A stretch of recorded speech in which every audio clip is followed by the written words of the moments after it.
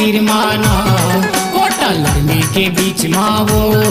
तेंदुआ के तीर माना आबे रानी अमली का पामावो जमनेश मेरी के माया मावो आबे रानी अमली का पामावो जमनेश मेरी के माया मावो राखे ह दिल माना कोटा लड़ने के बीच मावो तेंदुआ के तीर माना कोटा लड़ने के बीच मावो तेंदुआ के तीर माना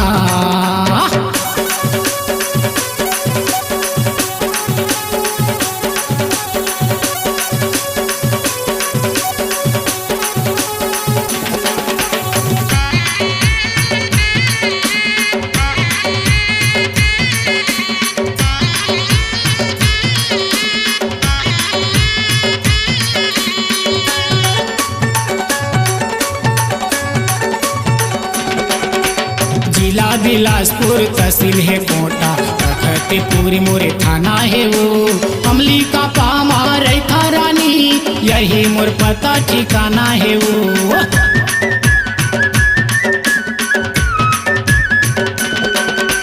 जिला बिलासपुर तहसील है कोटा रखते पूरी मोरे थाना है वो अमली का पामा रेखा रानी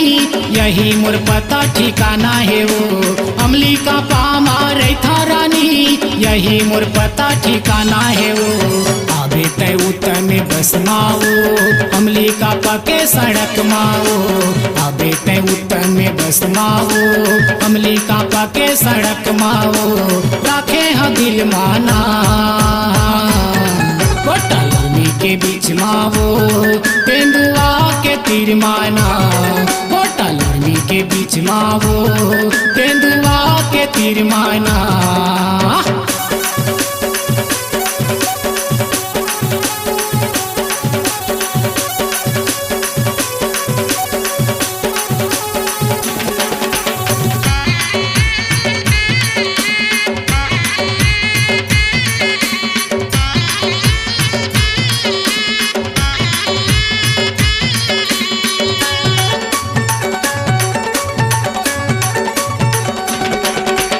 कैसे कैसे मोला लागे रानी फसाए माया के फांदा मऊ मारी डरे तय मोला रानी भुलाए माया के वादा लवो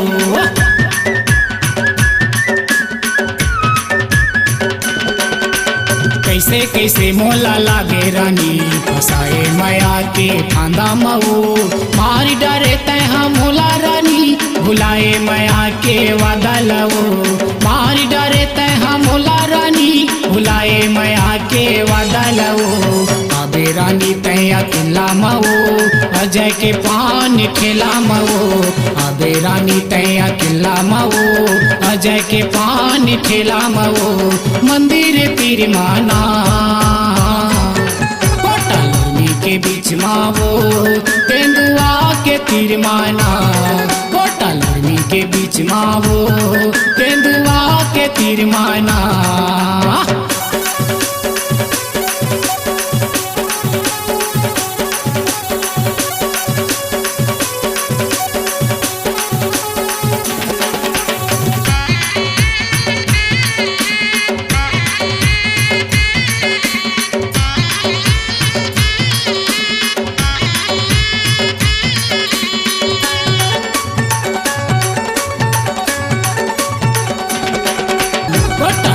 के बीच मावो तेंदुआ के तीर माना कोटा लड़ने के बीच मावो